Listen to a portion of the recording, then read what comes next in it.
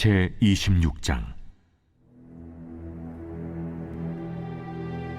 욥이 대답하여 이르되, 내가 힘없는 자를 참 잘도 도와주는구나. 기력 없는 팔을 참 잘도 구원하여 주는구나. 지혜 없는 자를 참 잘도 가르치는구나. 큰 지식을 참 잘도 자랑하는구나. 내가 누구를 향하여 말하느냐? 누구의 정신이 내게서 나왔느냐? 죽은 자의 영들이 물 밑에서 떨며 물에서 사는 것들도 그러하도다. 하나님 앞에서는 스월도 벗은 몸으로 드러나며 멸망도 가림이 없습니다. 그는 북쪽을 허공에 펴시며 땅을 아무것도 없는 곳에 매다시며 물을 빽빽한 구름에 싸시나 그 밑에 구름이 찢어지지 아니하느니라. 그는 보름달을 가리시고 자기의 구름을 그 위에 펴시며 수면의 경계를 그으시니 빛과 어둠이 함께 끝나는 곳이니라. 그가 꾸짖으신즉 하늘 기둥이 흔들리며 놀라느니라. 그는 능력으로 바다를 잔잔하게 하시며 지혜로 라합을 깨트리시며 그의 힘으로 하늘을 맑게 하시고 손으로 날렵한 뱀을 무찌르시나니 보라, 이런 것들은 그의 행사의 단편일 뿐이요 우리가 그에게서 들은 것도 속삭이는 소리일 뿐이니 그의 큰 능력의 우레소리를 누가 능히 헤아리랴.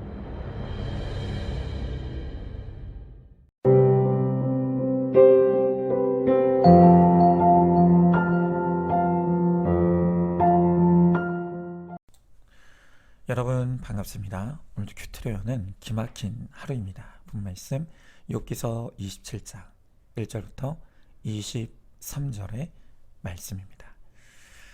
우리는 이 욥기서를 통해서 욥과 그의 친구들의 여전히 계속되는 치열한 논쟁을 보고 있습니다. 욥의 친구들이 욥의 고난에 대해 이야기하는 것은 이것입니다. 욥의 고난은 그가 지은 죄로 말미암아 하나님이 진노하셨고 그 진노의 결과로 받는 벌이고 저주라는 것입니다. 그러나 욥은 이 고난이 자기의 죄에 대해 하나님이 가하시는 진노의 형벌과 저주라는 이 친구들의 정죄에 단호하게 거부합니다. 욥은 5절 6절에서 이렇게 말하죠. 나는 결코 너희를 옳다 하지 아니하겠고 내가 죽기 전에는 나의 온전함을 버리지 아니할 것이라. 내가 내 공의를 굳게 잡고 놓지 아니하리니 내 마음이 나의 생애를 비웃지 아니하리라 그랬습니다. 지금 욥이 하는 말이 무엇입니까? 자신은 이런 고난을 받을 만한 잘못을 한 일이 없다는 것입니다. 그러므로 친구들의 비난은 절대로 용납할 수 없다는 것이죠. 여러분, 이 욥기서에서 욥과 그의 친구들의 논쟁 안에는 진실과 거짓이 어지럽게 섞여 있습니다. 우리가 이 욥기서를 묵상할 때 욥의 고난에 대한 진실과 거짓을 잘 분별하고 정리해야만 이 고난에 숨은 하나님의 구속사가 선명하게 드러날 수 있게 되는 것입니다. 그러면 이 욥과 친구들의 논쟁 속에서 우리가 구별해내야 할 그 진실과 거짓이 무엇입니까? 그것을 두 가지만 한번 짚어보도록 하겠습니다. 먼저 첫 번째로 우리가 생각할 것은 욥이 당하는 고난이 욥이 욥의 죄로 말미암은 것인가 하는 것입니다. 여러분, 이것에 대한 대답은 그렇다입니다. 여러분, 분명히 우리의 삶에 우리가 겪는 그 어떤 고난에도 이유가 없는 고난은 없습니다. 그 모든 불행과 문제와 사건의 뿌리에는 우리의 악과 죄가 있는 것입니다. 우리의 삶의 결론인 것입니다. 여러분, 지난 토요일 큐티 본문이었던 욥기서 25장 6절의 말씀에서 성경이 우리 인간에 대해 뭐라고 했습니까? 구더기 같은 사람, 벌레 같은 인생이라고 했습니다. 여러분, 맞습니다. 우리 인간은 마치 구더기가 더러운 것도 모르고 일생을 똥통에서 꾸물거리며 사는 것처럼 우리 인간도 평생을 죄의 오물통에서 벗어나지 못하며 살아가는 것, 그게 바로 우리 인간의 실상이라는 것입니다. 여러분, 그러한 우리의 죄의 결과로 우리는 고난을 반복하며 살아갈 수밖에 없는 것이죠. 여러분, 특별히 하나님은 우리의 죄로 말미암은 이 문제와 사건을 허락하시고 또 사용하셔서 우리를 주님께로 이끄시고 회개의 길로, 거룩의 길로 인도해 가시는 것입니다. 여러분, 그러므로 우리의 고난은 우리의 죄의 결론입니다.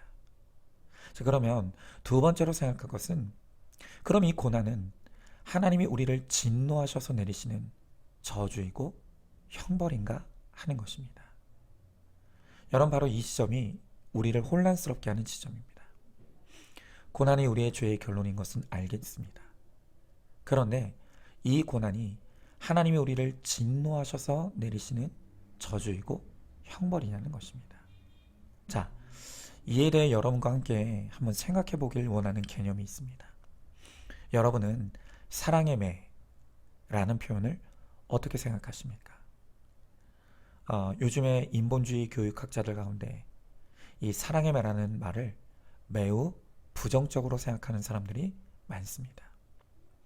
사랑의 매라는 말 자체가 모순적이고 성립될 수 없는 개념이라는 것입니다. 그러면서 사랑하면 매를 대면 안 된다는 것이며, 사랑하는데 어떻게 그 자녀를 아프게 때릴 수 있냐는 것입니다. 그래서 자녀들을 꽃으로도 때리지 말라고 합니다. 여러분, 그러면 성경은 뭐라고 말할까요? 성경은 사랑의 매가 분명히 존재한다고 말씀하십니다. 특별히 하나님께서 그분의 택한 자녀들에게 주시는 고난이 바로 사랑의 매라는 것입니다. 사무엘하 7장 14절의 말씀에 보니까 나는 그에게 아버지가 되고 그는 내게 아들이 되리니 그가 만일 죄를 범하면 내가 사람의 매와 인생의 채찍으로 징계하려니와 그랬습니다. 또 신약의 히브리서 12장 6절의 말씀에 보니까 주께서 그 사랑하시는 자를 징계하시고 그가 받아들이시는 아들마다 채찍질 하심이라 그랬습니다. 여러분, 성경이 말하는 바가 무엇입니까?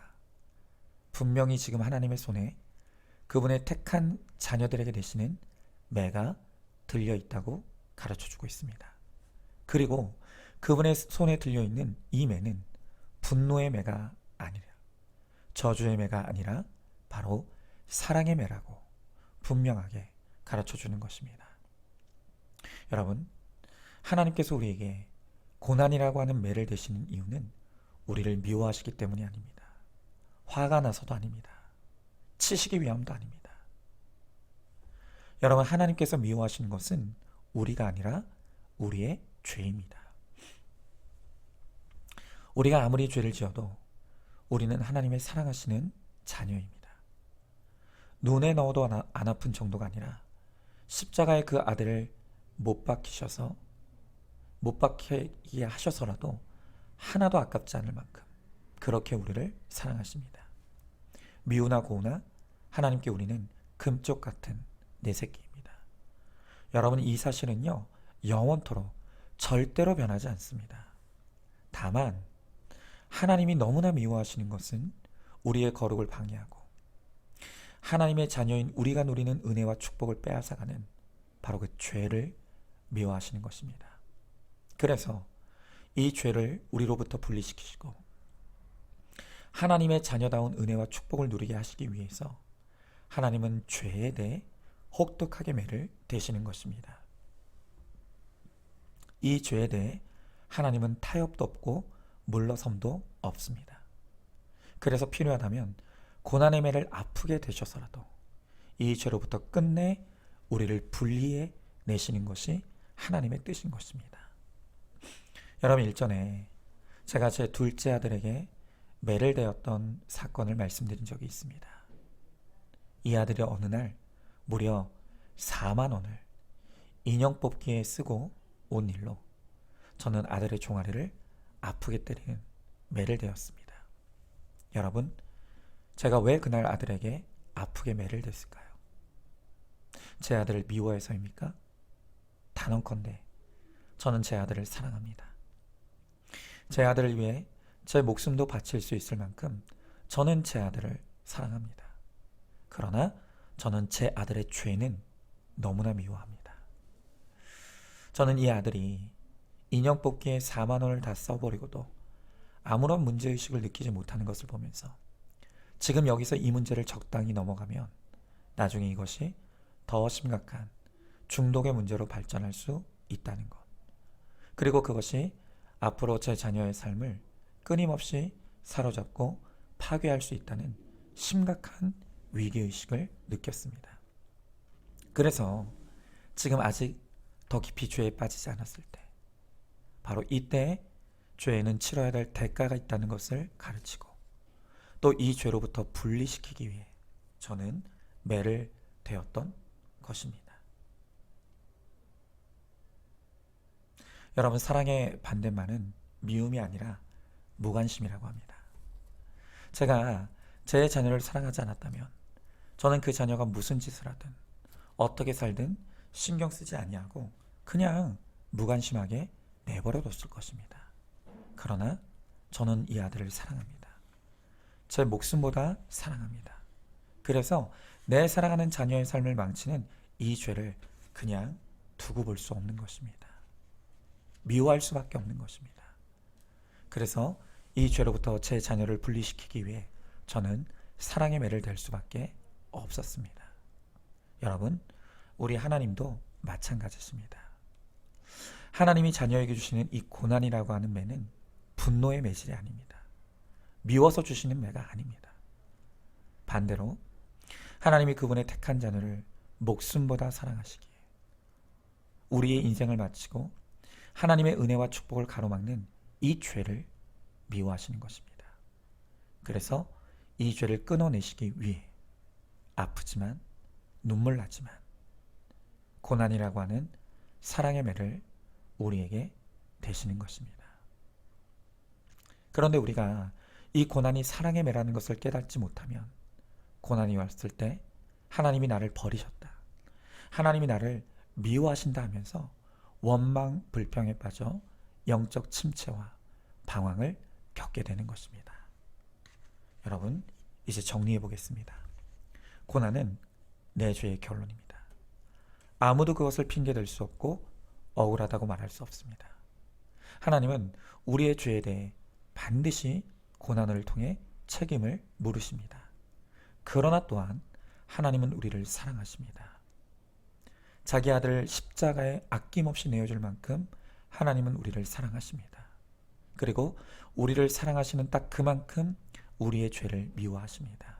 그래서 사랑하시기에, 너무 사랑하시기에 내가 거룩한 자녀가 되라고 주님은 고난의 사랑의 매를 대시는 것입니다.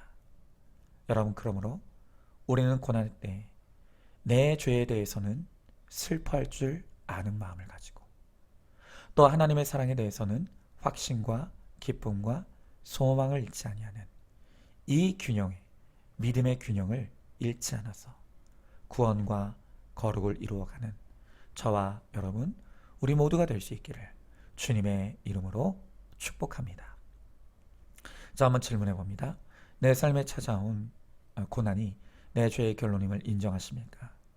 고난의 때에 하나님이 나를 미워하신다고, 버리셨다고 원망하고 불평하고 있지는 않습니까? 고난이야말로 하나님이 나를 사랑하시기에 더 거룩한 자녀가 되라고 주신 사랑의 매임을 깨닫고 감사하시기 바랍니다. 자, 오늘도 4월 8일 보석 상자입니다. 배고픈 사람은 남의 배고픔을 돌아볼 겨를이 없습니다. 내가 사랑으로 배불러야 다른 사람의 배고픔도 돌아보게 됩니다.